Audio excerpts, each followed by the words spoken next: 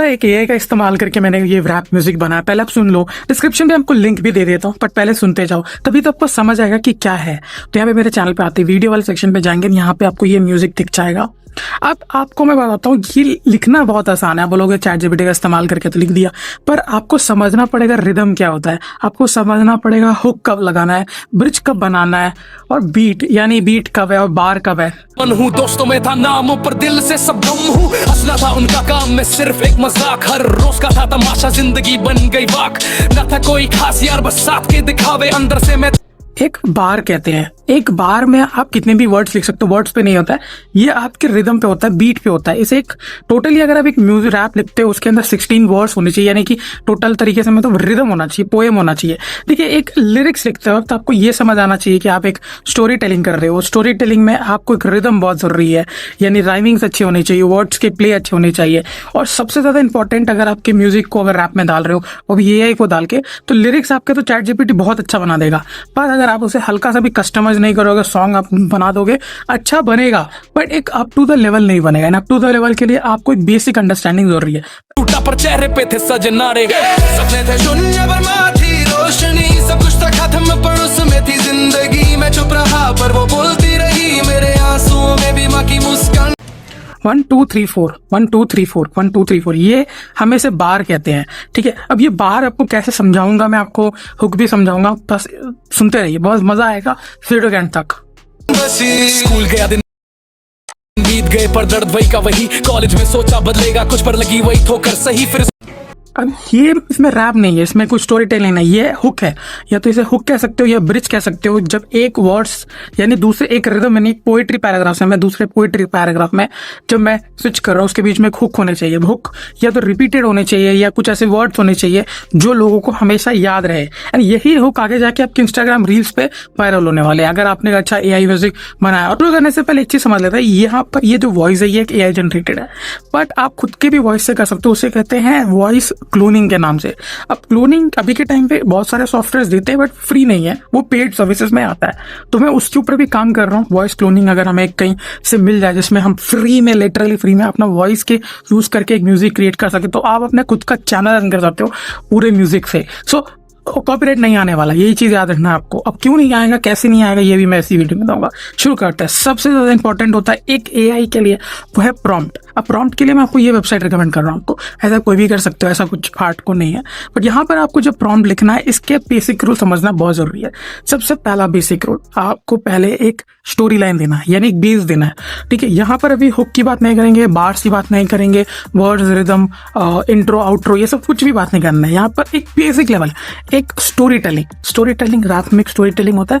या तो आप अपने चाइल्डहुड मेमोरीज को बताना चाहते हो, या आप अपना स्ट्रगल बताना चाहते हो, जो मोस्ट केसेस में यही होता है, या आप एक आउटस्कर्ट हो चुके हो अपने नियर बाय सोसाइटी से, या उनसे परेशान हो, या मतलब कुछ चीज़ों पे अगर आप इसे बताना चाहते हो, बेस बना के ये लव स्टोरी बताना चाहते हो, या एक परफेक्ट रैप बताना चाहते हो अपने लव के लिए, या किसी भी, आप समझ रहे हो, बेस के लिए, तो यहाँ पर एक स्टोरी टेलिंग। अब स्टोरी टेलिंग आप बताते हो तो यहाँ पर हमेशा याद रखना है एक रैप में 4 वर्सेस आप रख सकते हो, यानी 16 वर्सेस बहुत ज्यादा इंपॉर्टेंट होते हैं। अब यहाँ पे वर्स क्या होता है, तो यानी कि देखिए एक बार होता है, बार क्या होता है, जैसे समझ लेते हैं 1 2 3 4 1 2 3 4, तो ये टोटल एक बार हो गया। अब इस बार में जैसे आप कुछ भी वर्ड यूज कर रहे हो तो वो एक प्रॉपर वे होना चाहिए अंडरस्टैंडिंग का। म्यूजिक के लिरिक्स को अगर आप यहाँ पे देख सकते हो, मैंने एक पीडीएफ में रखा हुआ है, तो आप यहाँ पे ध्यान से सुनिए। बचपन से थे अंधेरे सपने थे कुछ फीके, ये एक बार है, ठीक है। अब जैसे मैंने 8 बार बनाया हुआ है, ये एक लाइन, एक रिदम लाइन है, यानी कि ये एक प्रॉपर लाइन है। अब आपको जब आप ये इस्तेमाल कर सकते हो तो ये सबका जरूरत नहीं है, बट एक बेसिक अंडरस्टैंडिंग बहुत ज्यादा जरूरी होती है। अब एक वर्स यानी कि टोटल एक पूरे एक पैराग्राफ की बात करें, पैराग्राफ नहीं बोलना चाहिए, इसे वर्स कहते हैं, जिसके अंदर टोटल आप 8 बार्स रख सकते हो या 16। आप पूरा म्यूजिक जब लिखते हो तो वो मैक्स टू मैक्स 16 के ही होनी चाहिए, 16 से ज्यादा नहीं होनी चाहिए। अब आपको करना क्या है, एक म्यूजिक बनाते वक्त आपको ये लिरिक्स तो चैट जीपीटी दे ही देगा। करना क्या है आपको, देखिए चैट जीपीटी से मैंने यहाँ पे प्रॉम्प्ट ले लिया, प्रॉम्प्ट मेरे को मिल गया, मैं चैट जीपीटी में पेस्ट करूंगा, क्योंकि मेरी स्टोरी लाइन अच्छी थी। अब स्टोरी लाइन में मैंने कैसे लिखा, पहले मैंने बताया, मैंने बचपन से मैं आके, तो वहां पे मैंने एक स्टोरी लाइन क्रिएट करने की कोशिश की है। वैसे ही मैंने यहाँ पे 3 फेसेस के स्टोरी लाइन बनाया, पहले मेरे बचपन, फिर एक मेरा कॉलेज, और एक रियल यानी कि जो करंट प्रेजेंट। तो ये 3 हो गए, ये 3 मैंने वर्स बनाया, एंड इसके ऊपर ये मैंने ऐसे बनाया। अगर आप बेस लाइन ही करेक्ट नहीं रहोगे, यानी प्रॉम्प्ट में आप ढंग से नहीं बताओगे, जब प्रॉम्प्ट में बोलोगे मुझे रिया छोड़ के चली गई, मुझे उसके ऊपर रैप म्यूजिक बनाना, तो ऐसे नहीं बनेगा, क्योंकि इसमें आपने कुछ इमोशंस ही नहीं डाले, उसमें वो कुछ डाला ही नहीं है। तो इस केस में आप क्या करोगे, पहले मुझे कोई नहीं ढूंढता था, पहला फेज हो गया, ठीक है।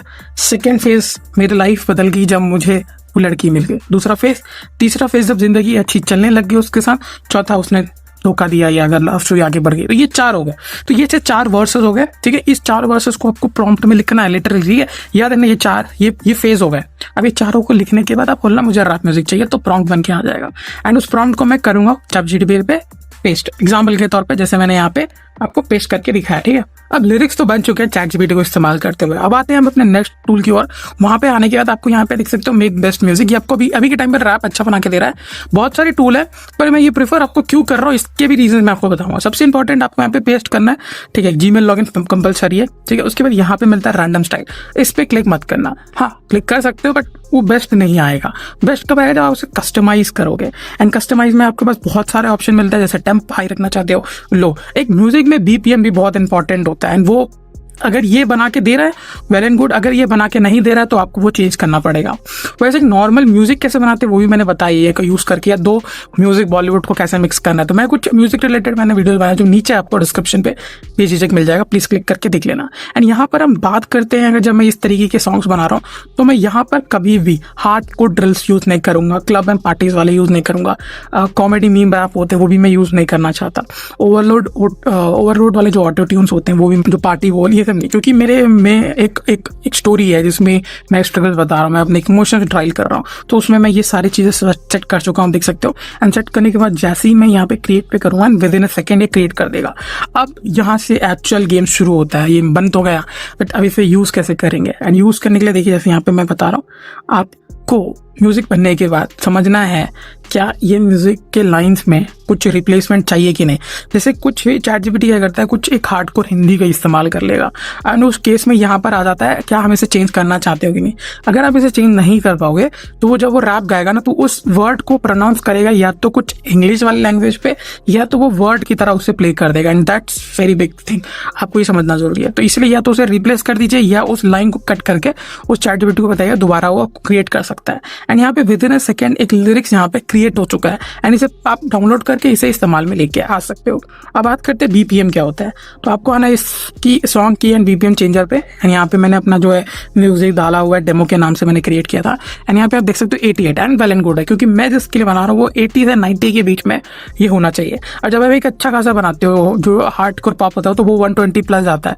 तो ये BPM थोड़ा समझना, मैंने बात किया हुआ है, नीचे डिस्क्रिप्शन में मैं दे देता हूँ, जिसमें मैंने बहुत डिटेल में बात की कैसे इस वेबसाइट को यूज करना है चेंज करने के लिए, आप देख सकते हो वेबसाइट के बारे में भी। बाकी ये था कैसे आप AI को लेके बनाना है, और आप स्टे ट्यून रहिएगा, क्योंकि वॉइस क्लोनिंग को लेके आप कैसे रैप म्यूजिक बनाने वो भी मैं बताने वाला हूँ। और भी कोई डाउट आता है भेजिएगा, आप कमेंट सेक्शन पे पूछ सकते हैं। मिलते हैं नेक्स्ट एपिसोड में, तब तक